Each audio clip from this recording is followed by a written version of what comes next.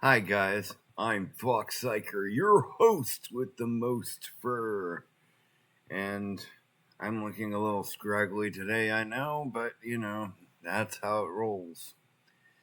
I'm an older fox. I've been around for quite a while, and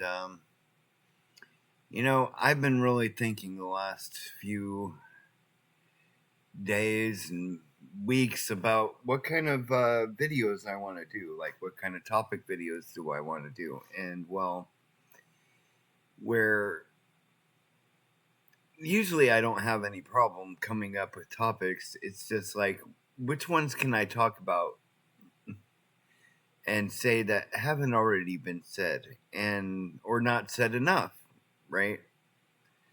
So when I think about this, I think about when I look at gaming media. And I know in former videos I have always talked about the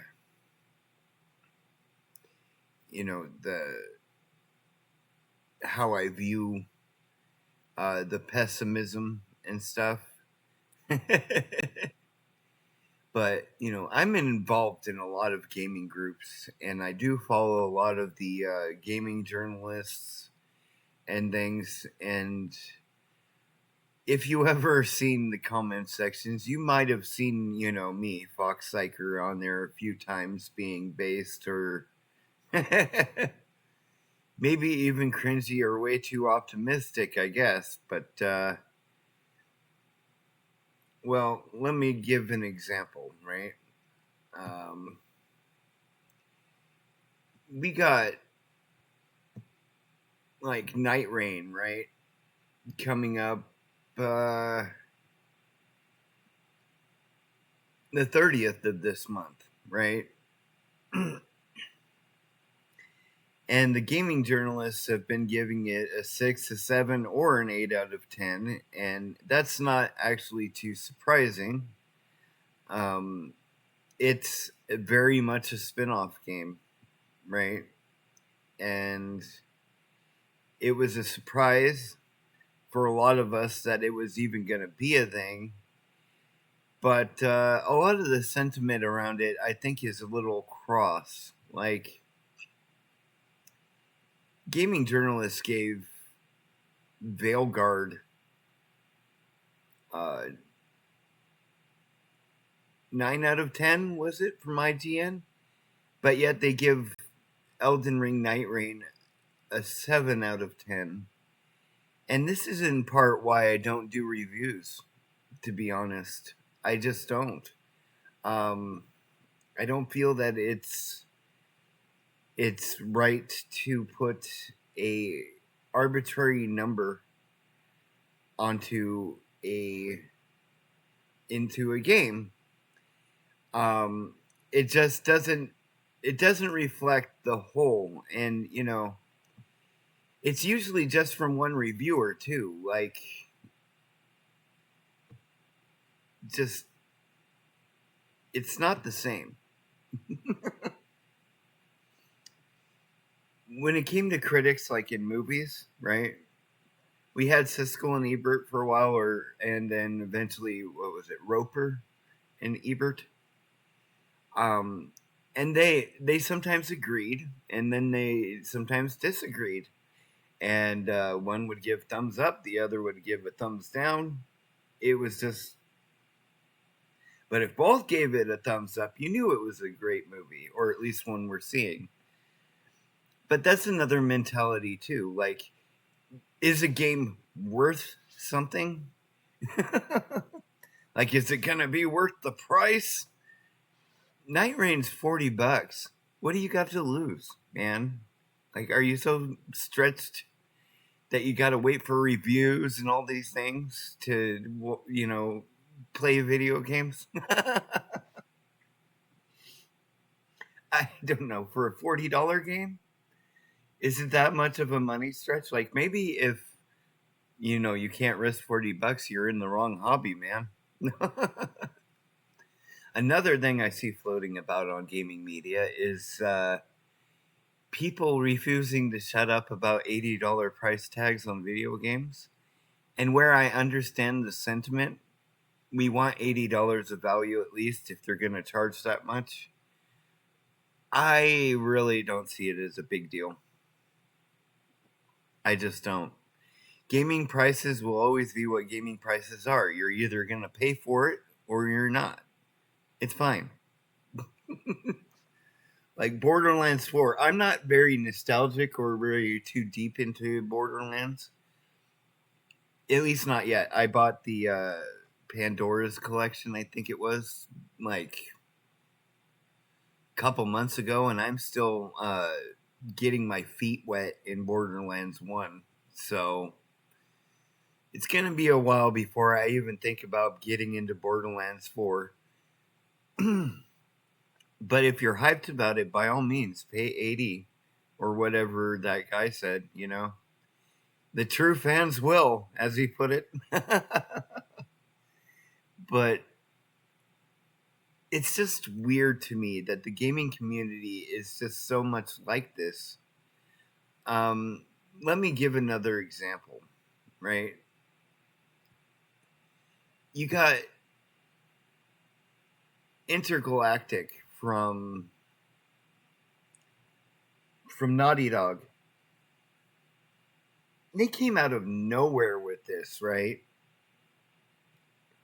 Nobody was expecting it, this reveal. It was secretly developed. And when I looked at this trailer, I'm like, whoa, check out those graphics and stuff, right? Just what are they cooking here, right? And then I saw the space Porsche, right? I'm like, whoa, that's kind of cool. The anime playing there on the TV and all this retro space punk feels, right? I thought this could be really cool. This doesn't feel like Last of Us. What are we doing here? I'm actually low-key hyped for this game. Just because it gives me those retro space punk vibes, right? The bald-headed woman, main protagonist. A lot of people just knee-jerked reaction to say that, how woke it is. And like, of course it's gonna be woke. It's got Neil Druckmann directing it, right? And I just didn't really get those vibes from it. At least not from the trailer. And apparently it got so bad that they actually had to turn off the comments on the video itself and block them. And they just couldn't deal with the knee-jerk reactions and BS they're setting that way. Like finally, for once, Naughty Dog is doing something other than Last of Us for the last, since the PS3? This was not on my bingo card. If I thought if anything was going to come out of Naughty Dog, it was going to be like Last of Us Part 3 or Last of Us 2 Remake. But I think they got the sentiment when people were kind of like, we don't need a remastered version. But some people like that kind of thing. Like they want the PS5 versions. They don't want the old PS4 versions. And a lot of people still collect physically. They like how it looks on the shelf. They don't want to mix their PS4s and their PS5s together and stuff. But when I looked at this trailer, I'm like, I don't get woke vibes. I get this could be cool vibes. And I was surprised because there were so many reveals at this time that I was kind of like mind blown. I'm like, they're finally getting to the point where they're starting to truly innovate. They're trying to risk more. They're trying to bring back old franchises that we keep saying we want to return to the IP of, and then when they do risk, when they do innovate, when they do try to bring something new to the table, we're immediately kicking to them to the curb. And I begin to wonder why. Like, why is this hitting so deep for you guys? I just don't get it. Why are we so ready to bury video games? It doesn't make a lot of sense to me. And it's not the only one either, but I often bring this one up because I like the gameplay of it. And you can laugh at me all you want, man, but you know what? Suicide Squad is fun to play. Is it the Arkham we wanted? No. But I don't think it was trying to be, honestly. And we can say that WB Games are probably the ones responsible for the live service aspects, but it was really low key on those aspects. Like, all new characters, all new levels and worlds were absolutely free for all those who had the product. The only thing that was live servicey was the or microtransaction based was the cosmetics, and that's never been a big deal for me. That has never been a deal breaker for me. People saw live service and yet again had that knee jerk reaction, right? Now you can love and hate this or hate this game, and that's fine. I support your opinion. But then this is just my opinion. Like, but clearly after Arkham Knight, Rocksteady wanted to try something new. They wanted to try something different. They wanted to expand on their universe in a way that, like, just no one expected. And it's just this sentiment that we're always knee jerking now. We're always criticizing. We're always acting like we're AVGN, except without the love of the gaming. And honestly, it's beginning to irritate me because it's killing the industry. When even Rocksteady or From Software can't create a new game that's just for fun without getting dogpiled like it's the worst game of the year, that's a problem. And vote with your wallets and shut up. No, I'm trying to say this lightly, but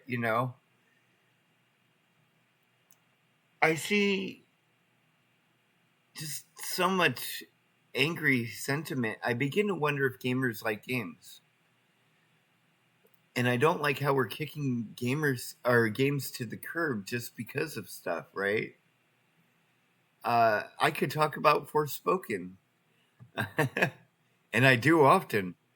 And I'm not trying to champion this game.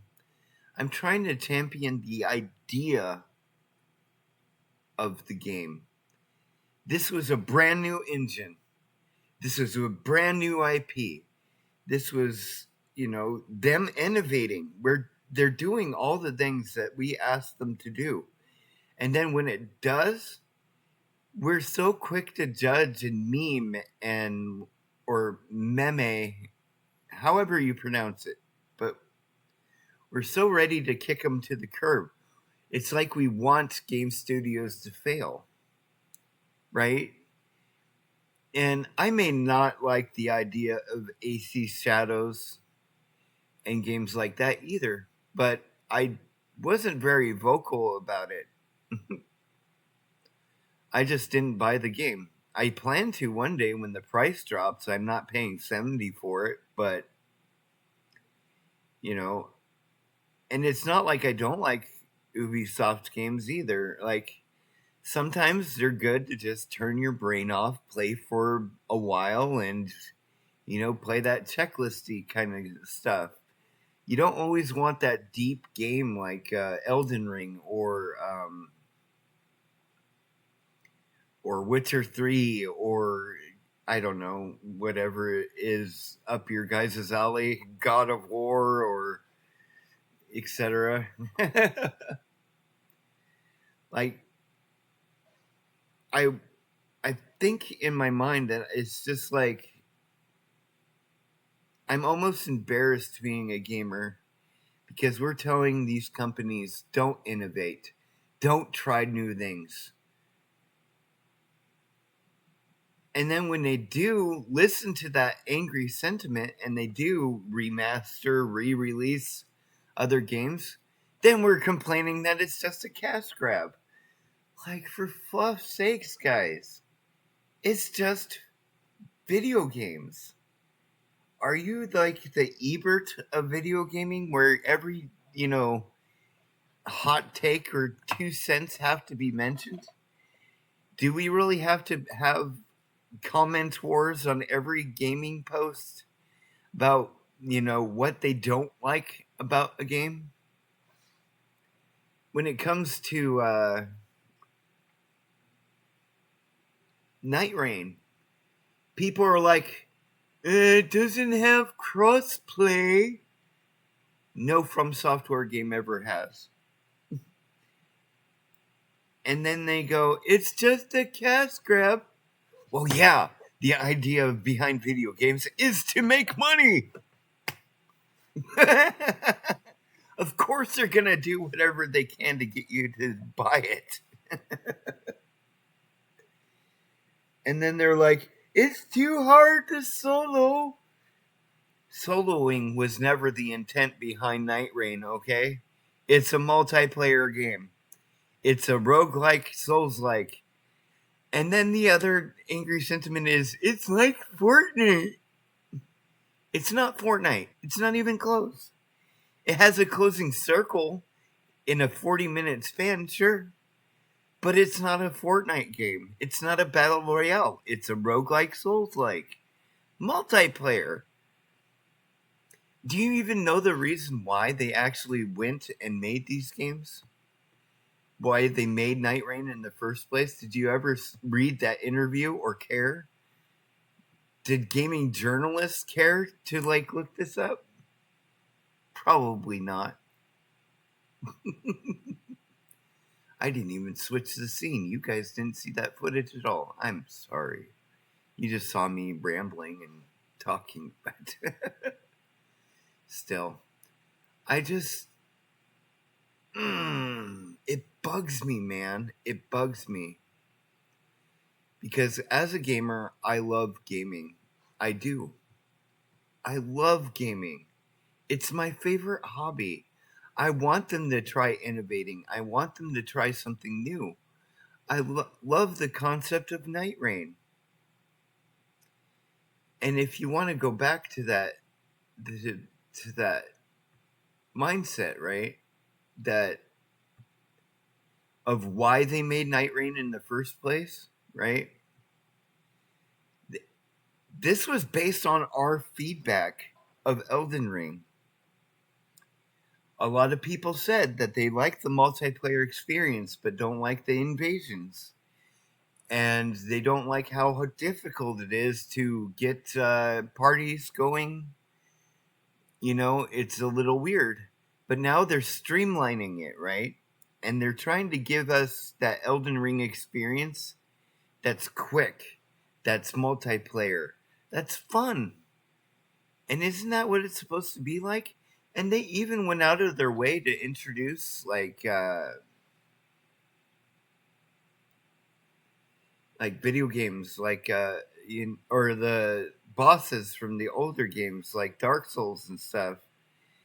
It's fan service, man. Like, why is this a problem? Why is this an issue for you guys? I don't get it. And I can understand you can rate it a 7 out of 10, which a 7 out of 10 on IGN does not look good. I don't care if it's a high number.